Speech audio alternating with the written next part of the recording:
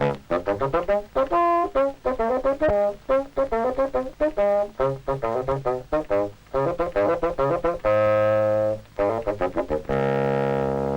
the Engine. Look, there he is. He's by the water tower near the little shed where he lives. And that's Jones the Steam, his driver. He's going to fill up Ivor's tank with water.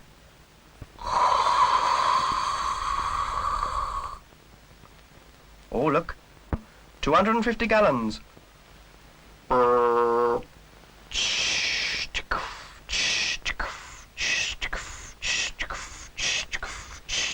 And off they go, Jones and Ivor, off on their day's work.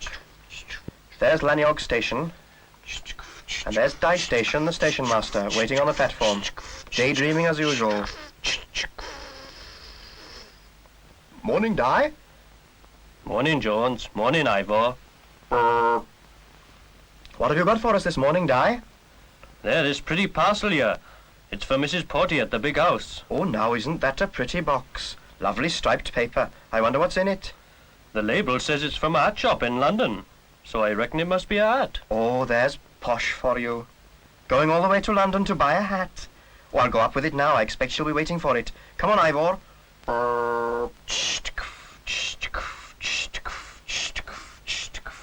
See you later, Dye.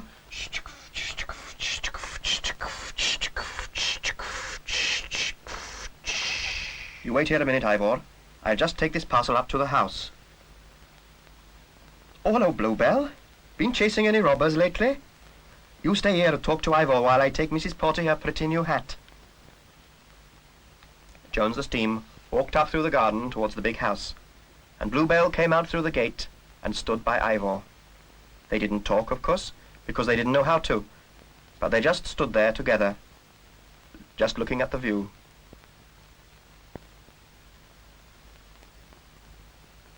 Oh, Bluebell, I think you'd better come back in now. Ivor and I must be off.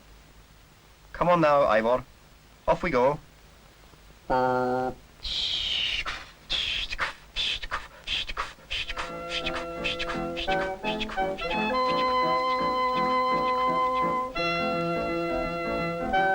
Ivor, you should have seen Mrs. Porty's face when she saw the parcel. She lit up like a lantern.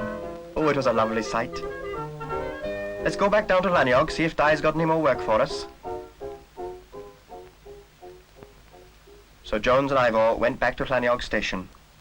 Jones made a pot of tea from Ivor's boiler, and he and Dye went into the office to drink it. Dye, you know that little donkey of Mrs. Porty's, what's its name? Bluebell, isn't it? Well, I think it's a friend of Ivor's. I went into Mrs. Porty's garden to deliver the parcel, and when I came out, they were both standing there together on the railway, just looking at the view. Oh, I don't know. You can't tell, really, can you? After all, they neither of them talk. I dare say the donkey was just having a warm by Ivor's boiler. Oh, yes, it could be. You can't tell, really, can you? Mr. Hughes of Grumley Gasworks rang through on the telephone. He wants another chute truck of Blackstone coal today, as well as Thursday. Oh, well, we'd better be getting it. It's a funny thing, Dye. We get lots of goods to carry, but it's very rarely we get any passengers on the railway. I wonder why. Well, you've got one now. Look. Now, Bluebell, what are you doing here? I thought I put you back in Mrs. Porty's garden. Now, you go home at once, or Mrs. Porty will be worrying about you. Go on now, off you go. Come on now, Ivor, we got work to do. I'll get that coal and go down to Grumley now. I'll be back by dinner time. Right-o, Jones. Mind how you go now. So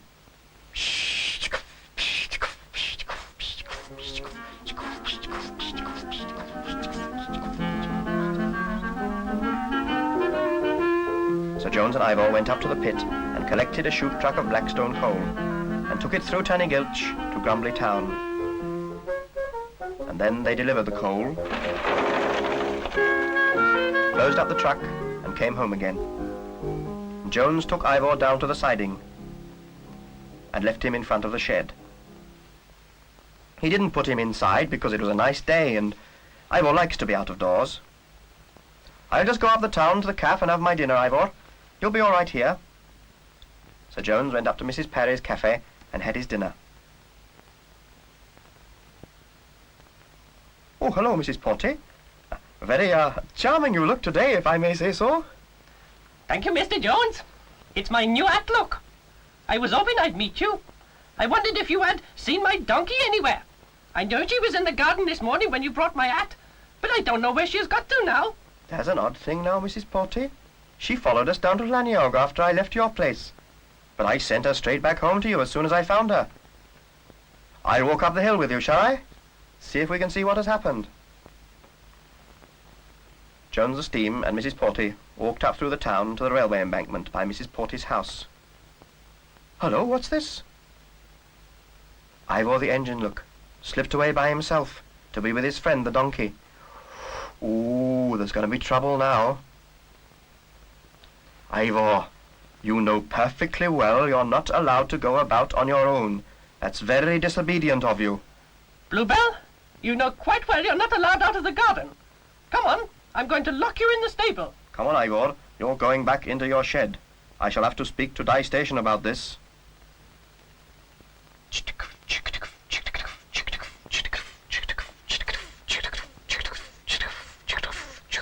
So Jones took Ivor down to his shed and backed him in. Now, Ivor, you know this going off on your own will just not do. It isn't allowed. And if it occurs again, I shall inform head office, and you'll be in real trouble then. What on earth is that noise? I never heard a noise like that before. That's a terrible noise, Ivor. Do you know what it is? What's this? Weeping, is it? Oh dear, Ivor, you've got to be a real crybaby lately. I suppose that's the noise your friend the donkey makes when she's locked in the stable. Oh, stand still now while I wipe your windows. All right then, Ivor, I suppose you're entitled to have friends the same as anybody else. I'll go and have a word with Mrs. Potty, see if I can arrange something. So Jones the Steam shut Ivor in his shed and went up through the town to Mrs. Potty's house. Oh, Mr. Jones, I'm so glad you called. That silly donkey of mine is really upset. I smacked her and locked her in the stable, and she carried on something alarming. I dare say you heard her. I had to go back and promise her I would speak to you. That's the only way I can keep her quiet. You see, I think she likes being with Ivor. They're sort of friends, and I suppose there's no reason why they shouldn't be friends if they want to. Well, I was wondering if I should have a word with Mr. Pugh, you know, the farmer. He owns the meadow by Ivor's shed, and I thought he might lend us a corner of it, and then Bluebell could come down there. Well, that's a good idea. I like that idea. Shall we go and see Mr. Pugh now? Mr. Pugh was in his hay barn, forking hay about. Oh, hello, Mrs. Potty. And Edwin Jones. Now there's a nice surprise. What brings you here? Mr. Pugh, I want to buy the bottom meadow by Ivor's shed. Well, you can't have it, love. It's not for sale. I'll pay you a lot of money for it. Now, Mrs. Potty, I don't want to sell it. I can tell what's happened. You've got one of your mad ideas on again. You're going to build an opera house or a fun fair or something like that. No, I'm not. Come on, then. What's going on? Oh, it's nothing very ambitious, Mr. Pugh. It's just that Mrs. Potty's donkey is a friend of Ivor's, and we wanted a place for her to live that was near Ivor's shed-like.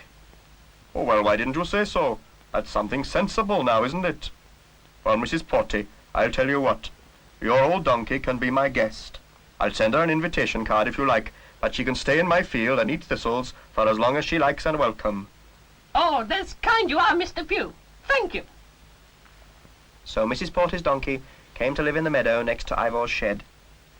Jones made a little gate in the fence, so that when there was no work to do, Bluebell the donkey and Ivor the Engine would stand side by side on the railway track, not talking, because neither of them knew how to talk, but just looking at the view and being together.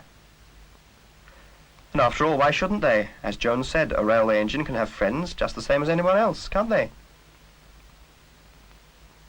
And that's the end of this week's story. Bye-bye.